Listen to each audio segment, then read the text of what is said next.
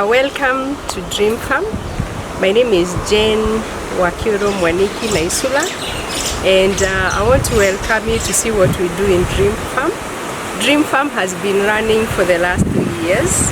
This is something that I just thought after I stepped out of the office.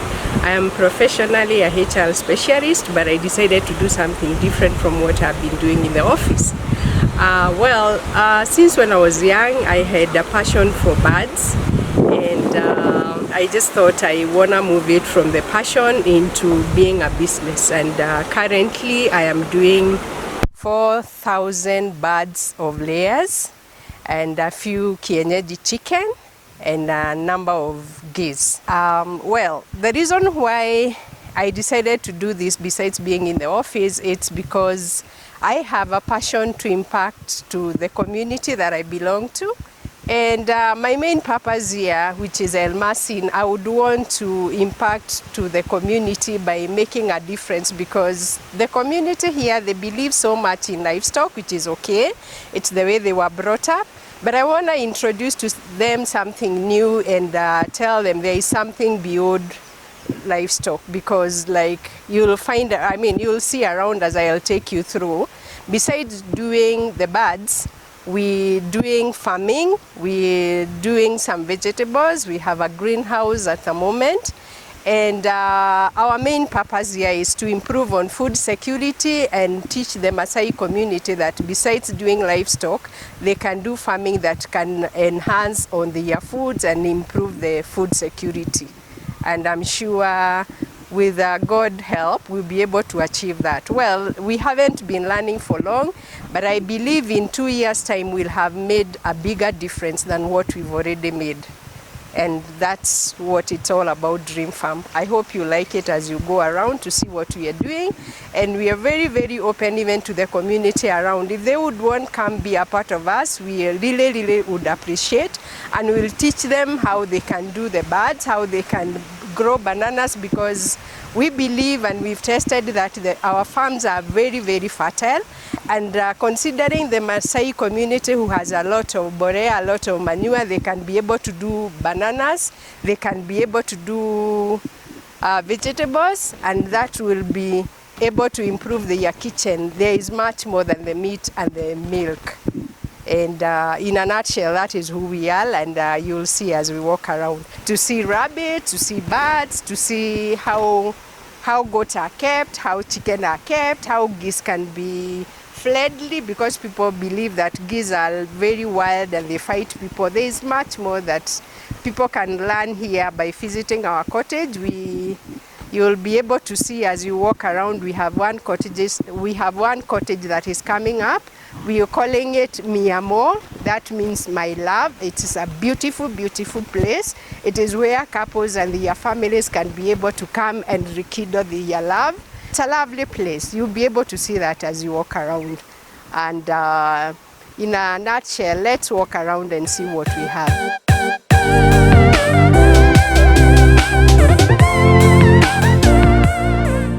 It's called Dream Farm, which I started 3 years ago after stepping out of the office. I have worked as a HR specialist for about 12 years, but I just thought it was time to do something different, and I decided to start off this farm, which was just kind of improving on a passion that I'd had since I was young, because since I was a toddler, I loved birds, and that's why I decided to expand the passion into a business. That's how I started keeping on layers. Currently, I have about 4,000 layers. Like you can see in my background, in this particular house, I have 2,000 birds that are doing 60 trays in a day. And just to take you through a bit the way they are kept here, these are called cages, and the advantage of putting chicken in the cages is that you don't really require a lot of manpower to keep them, because you only need to put food in the trough, which is put 6 in the morning and then 3 in the afternoon. And for water, which they require so much, you do not have to keep on adding water to them. The water is automated, and you'll find their lead things. That is where the water comes through, and the birds keep on they keep on tapping water from there, and that way makes their life very easy, and at the same time it makes my life so easy because I am assured that they'll be able to take all the water they require. Chicken requires a lot of water for them to give you good production. If they do not get enough water or clean water, they will not be able to give you good production. Therefore, the system that I've put them, it makes me, or rather it helps me to obtain the best of it, because like currently I am able to get 90% as far as the eggs are concerned, and at the same time you'll find below the cage, you'll find that is where the waste goes to, which I normally correct and keep in the sun to turn to manure that I use out here to do vegetables. The reason why I have this in this particular place, which is El Masin, it's because I want to prove a point to our Maasai community that besides livestock, you can be able to do chicken, which they think they are very small, but you can still be able to use chicken and they give you the same kind of money that you can get in livestock, and they'll give you the advantages. You don't need a very big piece of rad to keep chicken. Like now I have only 3 acres and I'm able to keep 4,000 chicken, so my target is 10,000 chicken, which I intend to have in the next 2 years. And I am able to get a lot of resources from them. Though at the moment there are a lot of challenges because the feeds have become so expensive, especially the maize, which is the main component in food. But I'm trusting God that things will come around and we'll be able to get subsidy and be able to make much more than I'm making. At the moment, like I said, we normally feed them at 6 o'clock, and then we correct the eggs by 12, that is midday. But the other eggs that will remain, like you'll find in the background that there are a few eggs that are remaining, which we have to correct now because we've just fed them. Because if we do not correct them, they make them dirty. And when the eggs becomes dirty, it is normally a problem to sell them because nobody wants to buy anything dirty. People want to have their eggs when they are clean so that they will just move from the tray to their kitchen. And in a nutshell, that is what we are.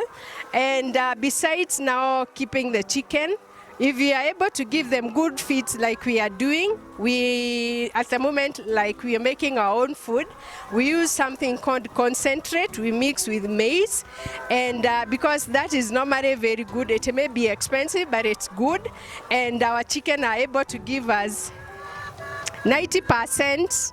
They are able to lay 90%, and we'll be able to keep them for 2 years whilst they are still giving us good produce. So in that way, we stand a better chance than anybody else who is just giving maybe cheap foods out there.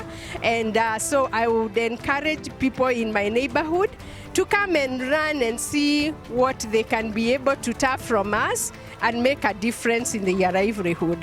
Our main purpose here is not just to make money, but we would want to give back to the society by making a mark, by making by improving the lifestyle that is around here, and above all, be able to improve on food security, because food around here it's so scarce. People do not really grow a lot. People are not informed more on farming, and that's what I'm saying. That if you are in our neighborhood and you'd be willing to learn a thing, 1 or 2 from us, we are very open to teach you, may it be about birds or about the farming. We'll find as we walk around that we have greenhouse, we have bananas. We'll be very willing to give you even a stem to go and try at your place. You're most welcome.